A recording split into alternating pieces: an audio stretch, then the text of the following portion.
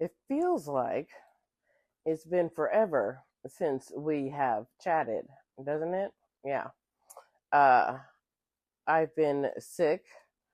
I had the flu. Don't get the flu if you are over 50. It's not the same.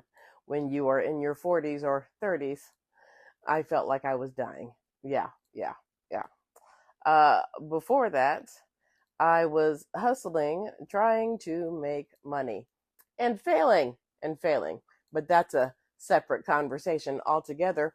Today, we are here to discuss something that you probably haven't talked about since government class in high school, if you even talked about it then. And that is separation of powers. I think it's a timely topic, don't you? Yeah, yeah. Considering what's been happening as of late. Yeah. I know I don't typically talk about what has been happening. I reserve that for our Wednesday TikTok lives, but I felt it necessary to do a special call out for things like checks and balances, which we've already discussed, and separation of powers. Do you remember that from government class? Separation of powers is a constitutional principle that divides the government into three branches: legislative, executive, and judicial. You remember that Schoolhouse Rock, right? I remember it, yeah. Each branch has its own responsibilities and powers and can check the powers of the other branches, hence checks and balances. The goal of the separation of powers is to prevent any one branch from becoming too powerful. Now, anybody who has taken a government class in high school knows this. So one would think that the lawyers working for the 47th president and his Justice Department would know this as well. However, they keep screaming, Article 2, Article 2, which gives the president his powers. They keep screaming that as though it gives them, the president, absolute power. It does not give him absolute power. Now, why does the Constitution separate the government into three branches? Well, we've already discussed that, didn't we? They believed that concentrating authority in one body would result in tyranny. They divided the government into legislative, executive, and judicial branches so that no one single part would become too strong, and empowered each to limit or check the powers of the others. An example of separation of powers is legislative, Congress makes the laws, the executive, president, enforces the law, and judicial, the courts, interprets the laws. That's an example of separation of powers. An example of checks and balances would be legislative, again, that's Congress, makes the law, and the executive, again, that's the president, can veto the law. Notice the framers of the Constitution did not say that the president interprets the law. He can't interpret the law. And also notice that the framers of the Constitution did not say that the president was in charge of the purse string, because he's not.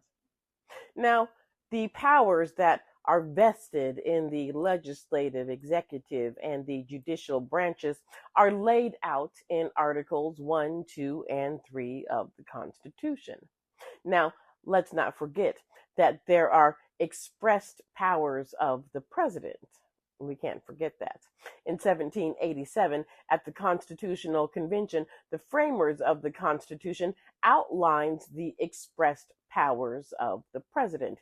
Expressed powers also known as enumerated powers, are specific authorities explicitly granted to the federal government by the U.S. Constitution. These powers limit the national government's actions by definition of what it can and cannot do. So the president's expressed powers are outlined in Article 2 of the Constitution, which is why he and his cronies keep screaming, Article 2 says I can do what I want. No, it actually doesn't. Now, high level, President of the United States is the commander in chief of the military and leads the armed forces. He is responsible for nominating the heads of governmental departments, federal judges, and the Supreme Court. The president can negotiate treaties with foreign governments, but they must be ratified by the Senate. Checks and balances. He represents the United States in foreign affairs, including receiving ambassadors and working with foreign leaders. The president can grant pardons for federal crimes, except in cases of impeachment. He provides Congress with a State of the Union.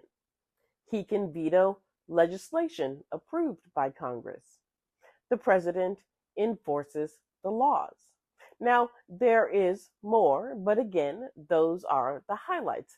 And you see, once again, nothing about interpreting the law, nothing giving the president the power of the purse. Now, Congress, they have expressed powers as well. It's outlined in Article 1, Section 8 of the United States Constitution. They have the power to establish a uniform rule of naturalization, how an immigrant becomes a citizen of the United States. They can establish courts inferior to the Supreme Court. They can establish post offices and post roads.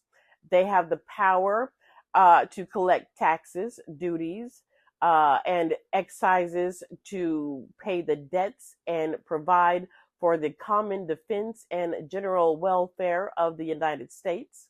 They can borrow money on the credit of the United States. They can declare war.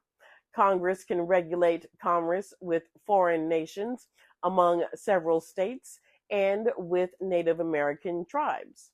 Congress holds the power of the purse, meaning it has the authority to control government spending, not the president.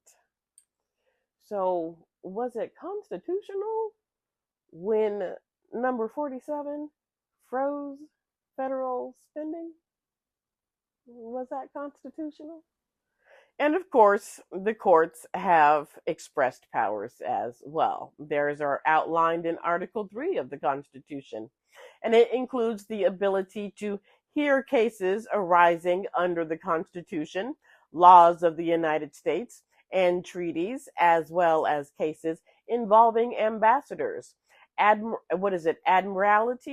I don't even know if that's a word. And maritime jurisdiction and controversies where the U.S. is a party. The Supreme Court's expressed powers, also outlined in Article 3 of the Constitution, grants it judicial power over all cases arising under the Constitution, laws, and treaties of the United States, and, well, other federal courts. So you see that there are expressed powers for each branch of the government: the legislative, Congress; executive, president; and judicial, the courts. Separation of powers. Now, this was all very high level, and there's obviously more to each role. The powers have expanded since the framers created the Constitution, okay? But it hasn't deviated that much from their roles, okay? Now, I bring this to you because I want you to think.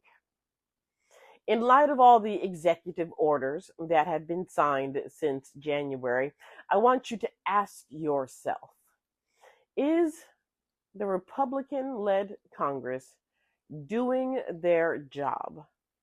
Or is Trump doing Congress's job? And if the latter, is it constitutional?